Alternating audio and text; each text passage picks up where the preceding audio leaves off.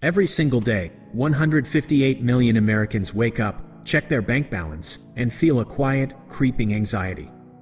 And most of them have no idea why. They're doing everything right. Saving, putting money in a 401k, maybe buying a little crypto. But they're still falling behind. Here's why. The bank isn't a vault. The bank is a drain. And the investment advice you've been following your entire life? 12 of those things are not investments at all. They are traps, dressed up in the language of wealth, to keep you locked out of it. Today, I'm going to name all 12. And by the end of this video, you will never look at your financial life the same way again. Let me tell you about Max. Max did everything the system told him to. Opened a savings account at 22. Contributed to his 401k every month. Bought a house because real estate always goes up. At 34, Max had a positive net worth on paper. Looked great, felt broke, because what Max had was the illusion of wealth. He had assets that cost him money every month. He had accounts that were taxed on the way in and on the way out. He had a house that was actually a giant liability wearing a Halloween costume. Max finally sat down one Sunday and did the real math. And the math broke him open. The rules of the game were written by the people winning the game. And they were not written for you. Here's the truth they don't put in your company's benefits orientation. The middle class was given a financial playbook. It sounds reasonable. Save, diversify, invest for the long term. But let's actually run the numbers, because the numbers don't lie, even when the advice does. Your bank is paying you 42% on average. Inflation is running at over 6%. That means every single year, you are losing 5% of your purchasing power in safe savings. That's not saving, that's a very slow leak. $10,000 sitting in a savings account today will have the purchasing power of $7,400 in a decade. You are being taxed by inflation every single day, and the bank is pocketing the spread. Now before you come for me, I'm not saying don't contribute to your 401k, especially if there's an employer match. Take the match. Always take the match. Free money. But here's what they don't tell you. When you retire and start pulling from a traditional 401k, you pay income tax on every dollar you withdraw. You deferred the tax. You didn't eliminate it. And if you're successful and have more income in retirement, you might pay more tax than you would have today. You have a contract with the IRS that you cannot renegotiate. Whole life insurance policies sold as investment vehicles. Timeshares, which lose 77% of their value the day you sign. And here's one nobody talks about. Premium credit card rewards programs designed to make you spend more than the points are worth. These are all financial products dressed up with investment language. They are revenue streams for someone else. In about 3 minutes, I'm going to show you the exact spreadsheet logic the wealthy use, the one number that reveals whether any investment is actually building your wealth or extracting it. But first, you need to understand the deepest trap of all. Because it's the one hiding inside your own thinking. Now let's flip the script. Because for every person losing 5% of their real wealth per year, there is someone else quietly, unsexily, compounding their way to freedom. Meet the shadow example. She's 29. She didn't buy a house when everyone told her to, because she ran the numbers and realized the carrying costs would cost her $2,100 per month more than renting the same space. Instead, she redirected that $2,100 into index funds and one small income-producing asset, a storage unit she bought for $18,000. 3 years in, her net worth had grown 40% faster than her homeowning peers.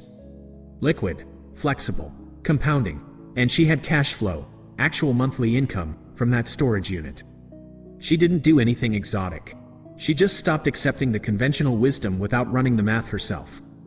A house you live in produces zero income. It costs insurance, taxes, maintenance, opportunity cost. It can become an investment, through a rental unit, a short-term rental room, a home equity lever. But by itself, it's a lifestyle purchase, a beautiful one, but not an investment. An investment is something that works when you're asleep. If it requires your time, your attention, your monthly payment, without producing income, it is a liability. Period. Listen, buying Tesla or Apple because you like the product is not a strategy. It's a hobby. 85% of professional fund managers, people with Bloomberg terminals and PhDs, do not beat the index over 15-year periods.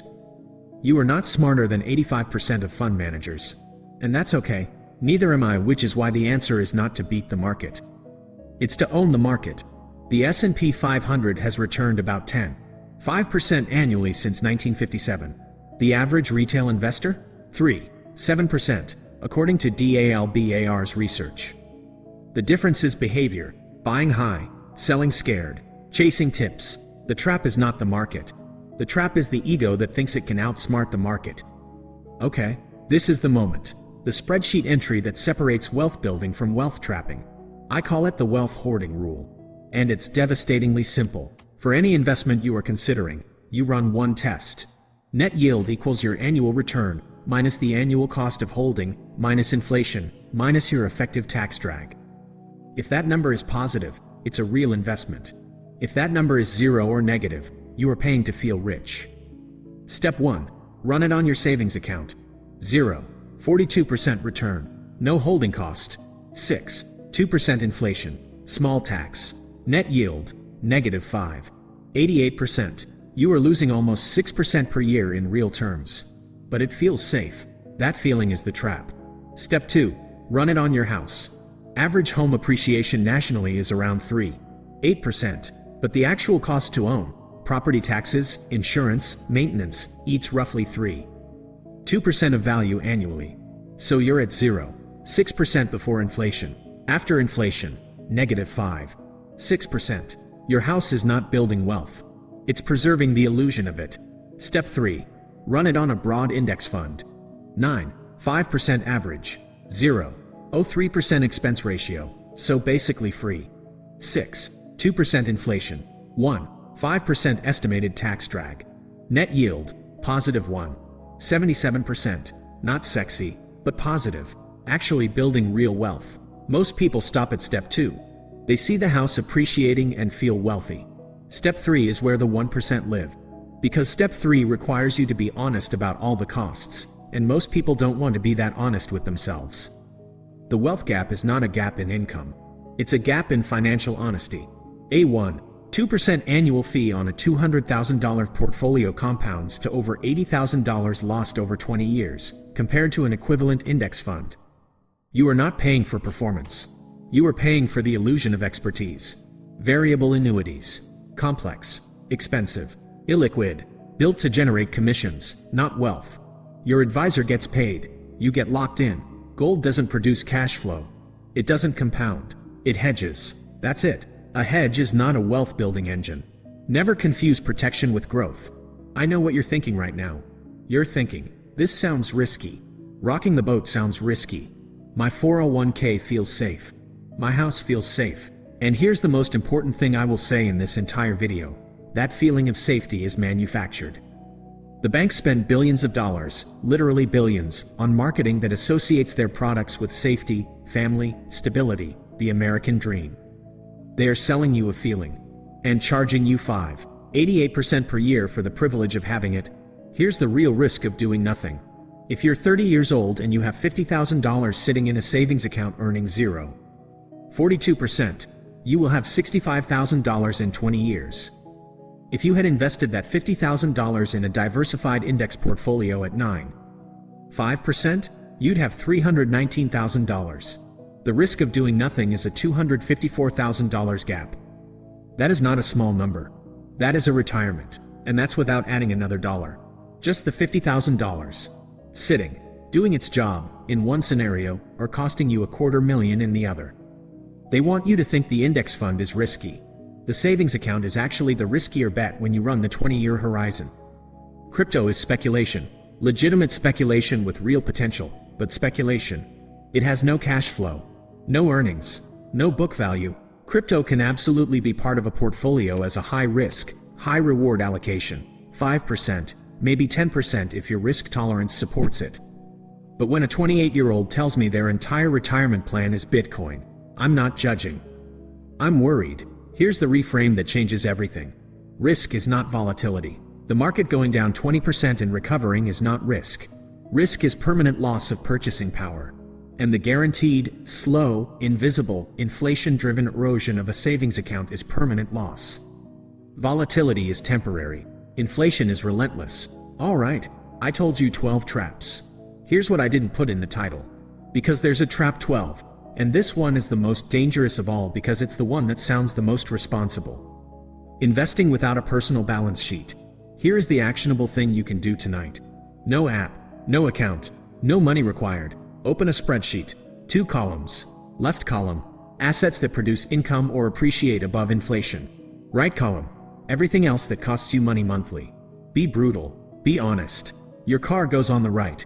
Your primary residence probably goes on the right, unless it's generating rental income. Your index funds go on the left. Your rental property goes on the left. Your high-yield savings account, which should be earning 5% or above at today's rates, not 42%, goes on the left. When the left side is growing faster than the right side, you are building wealth. Every other metric is noise. Wealth is not your salary. Wealthy people can have low salaries and high wealth. Wealth is the spread, the gap between what your assets earn and what your liabilities cost. The middle class optimizes for income. The wealthy optimize for spread. That one mental model shift, tonight, is worth more than any stock tip. You came here because something felt off. You're working hard.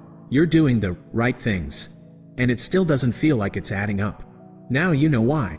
The rules weren't built for you. But you can learn the real rules. Tonight, starting with a spreadsheet and 20 minutes of brutal honesty. 12 traps, disguised as wisdom, sold to you as safety. Now you see them. But here's the thing. Knowing the traps is only half the equation. Because even people who escape the traps get stuck in the next one. The 9 to 5 that keeps them too busy to execute. If what you just watched felt like a game changer, wait until you see what we break down next. Nobody tells you this about escaping the 9 to 5 before 2027. It's already up, and it picks up exactly where this one ends.